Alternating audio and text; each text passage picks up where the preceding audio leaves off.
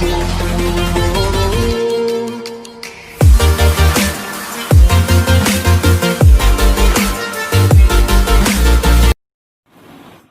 इस चैनल में आप सभी का स्वागत है।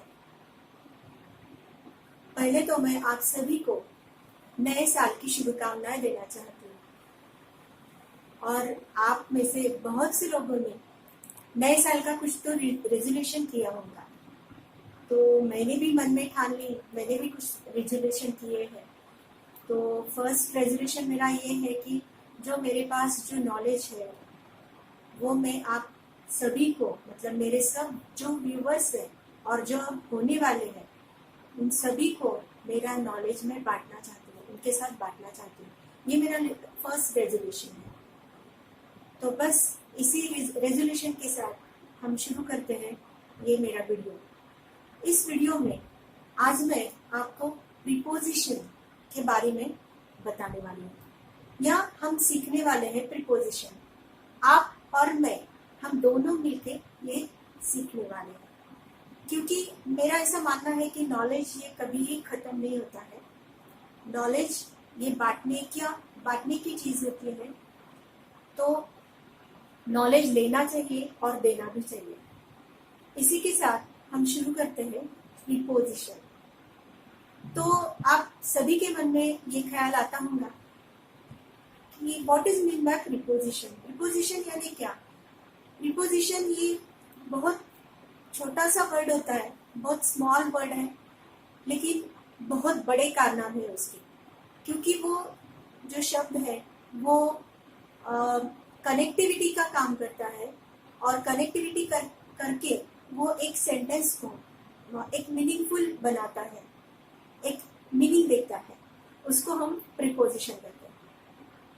तो डेफिनेशन की तरफ जाते हैं कि what is mean by preposition.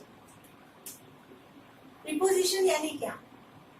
तो it is a word which shows relationship between a noun and pronoun and another part of the sentence. मतलब इसका मीनिंग क्या होता है कि प्रीपोजिशन एक ऐसा वर्ड है जो नाउन और प्रोनाउन या another part of the sentence, यानी सेंटेंस का कोई भी पार्ट होता है। मतलब सेंटेंस ये 1, 2, 3 ऐसे पार्ट में बटा हुआ रहता है। सेंटेंस पार्टीशन रहता है उसमें, और वो पार्टीशन भी उसमें आता है, और उसमें रिलेशन बनाने का वर्क ये प्रीपोजिशन करता है। उसे हम प्रीपोजिशन कहते हैं। Then the noun or pronoun referred to as object of preposition.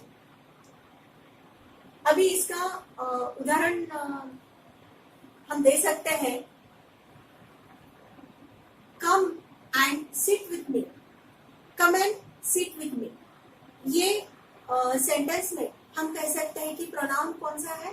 Come and। ये एक फर्स्ट पार्ट हो गया सेंटेंस का। Sit with me ये अनदर पार्ट हो गया, लेकिन ये 2 पार्ट्स अलग अलग है, उसको जोड़ा हुआ है एंड ये कंजंक्शन में, और इसमें जो प्रीपोजिशन का वर्क करता है वो है वर्ड विथ। तो यहाँ पे विथ ये क्या है? प्रीपोजिशन आता है इस सेंटेंस में। इसके बाद में हम देखने वाले हैं कि what are the types of a preposition. यहाँ पे टाइप्स आते हैं प्रीपोजिशन के, यानी कोई भी सेंटेंस में प्रीपोजिशन ये पोजीशन के ऊपर डिपेंड रहता है, देन मूवमेंट के ऊपर, और थर्ड टाइम के ऊपर। यानी फर्स्ट हम देखने वाले हैं कि पोजीशन यानी क्या? Each and every sentence what is the position of particular preposition. This is mean by position of a preposition. Then turn out to movement. Movement यानी क्या? कि वो particular preposition जो है वो दर्शाता है कि कहाँ पे ये मूवमेंट हो रही है या हो गई है, ये दर्शाता है। इसका उदाहरण हम दे सकते हैं simple at, then during, from. ये हो गया मूवमेंट, यानी movement of a preposition. Then turn out time. कुछ प्रीपोजिशन ऐसे होते हैं कि जो टाइम दर्शाते हैं। वो प्रीपोजिशन एक सेंटेंस में आने के बाद हमें ये पता चलता है कि टाइम क्या हुआ है, मतलब टाइम दर्शाता है, यानी कुछ भी हैपनिंग्स हुई है, कुछ भी घटना घटी है, वो कब घटी है, ये बताने का काम पर्टिकुलर प्रीपोजिशन करता है। और वो उस सेंटेंस में क्या दर्शाता है, टाइम दर्शाता है। It is referred time. Hello दोस्तों, अगला पार्ट शुरू करने से पहले मैं आपको बताना चाहती हूँ कि ये जो वीडियो है वो आप एंड तक देखिए, क्योंकि आपको पूरा के पूरा देखने के बाद ही प्रीपोजिशन समझ में आ सकता है। और दूसरी बात, अगर आपको मेरा वीडियो अच्छा लगा तो लाइक कीजिए और ज़्यादा से ज़्यादा शेयर कीजिए, और जो नीचे दिए हुए बेल आइकन को प्रेस कीजिए। तो अभी टर्न अप होते हैं अपने प्रीपोजिशन की तरफ। प्रीपोजिशन का पहला टाइप आता है पोजीशन। पोजीशन यानी क्या? ये प्रकार के जो प्रीपोजिशन होते हैं वो क्या दर्शाते हैं? This type of preposition indicates the position of a particular thing or person in relation to another। यानी क्या? इस प्रकार के जो प्रीपोजिशन रहते हैं वो क्या करते हैं? एक रिलेशन इंडिकेट करते हैं। किसमें रिलेशन इंडिकेट करते हैं? कोई भी वस्तु हो, कोई भी पर्सन हो, या और कोई चीज हो, इनके बारे में जो उनका रिलेशन होता है तो उसको वो दर्शाते हैं या उस रिलेशन को इंडिकेट करते हैं। उसे हम पोजीशन ऑफ अ प्रीपोजिशन कहते हैं। तो इसका एग्जांपल लेंगे। Jasmine is looking for her toy under the bed. मतलब जास्मीन ये अपना खिलौना अपने बेड के नीचे खोज रही है। यानी क्या?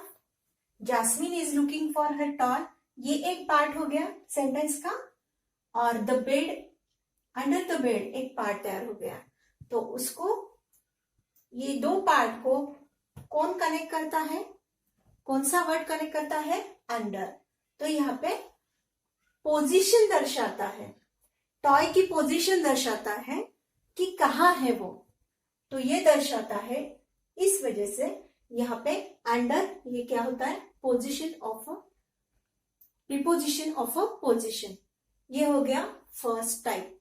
Then second type, what is the second? Movement. Movement यानी क्या? कि ये कहाँ पे हो रहा है, किस तरह से हो रहा है।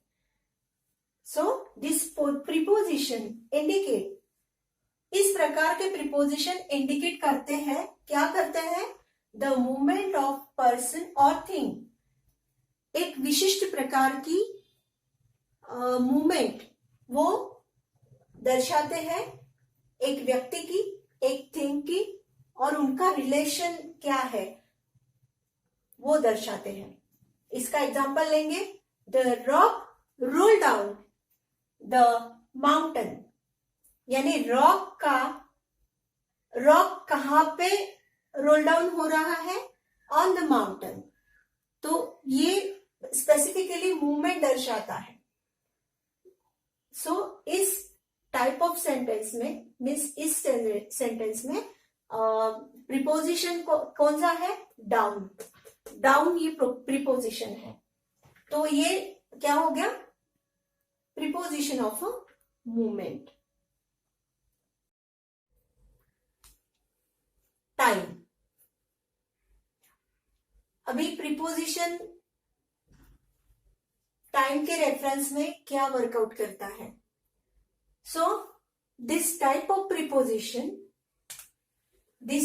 preposition indicates the time of action when something happens or the duration. इसका अर्थ क्या होता है, इसका मीनिंग क्या होता है कि इस प्रकार के प्रीपोजिशन जो होते हैं वो स्पेसिफिकली इंडिकेट करते हैं कि वो जो एक्शन घटी है, वो जो क्रिया घटी है, वो किस टाइम घटी है, मतलब किस टाइम हुई है, वो स्पेसिफिक टाइम दर्शाता है. When something happens or the duration. तो ऐसे वर्ड को हम प्रीपोजिशन ऑफ टाइम कहते हैं. अभी उसका एग्जाम्पल देखेंगे. These are two different sentences are there in which different preposition are used there. What are they? We will see now. Please come before it's dark. यानी क्या, darkness होने से पहले घर पे आ जाओ, यानी आ जाओ. तो please come one part, it's dark another part, which connect one word which is before, and here acted as a preposition of a time. So here in this sentence, before is the preposition in what time? Time. Then second example, school reopens on Friday. School reopens on Friday. यानी school खुलने वाले हैं. कब खुलने वाले हैं वो specific timing बताता है. स्पेसिफिक एक्शन कब घटी है वो टाइमिंग दर्शाता है. वो वर्ड कौन सा है? On. In this sentence here the word on is acted as a preposition of a time. So these are the two different sentences in which we conclude our video.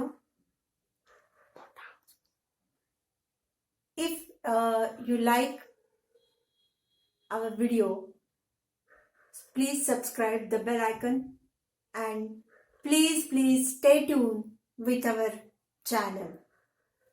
Thank you.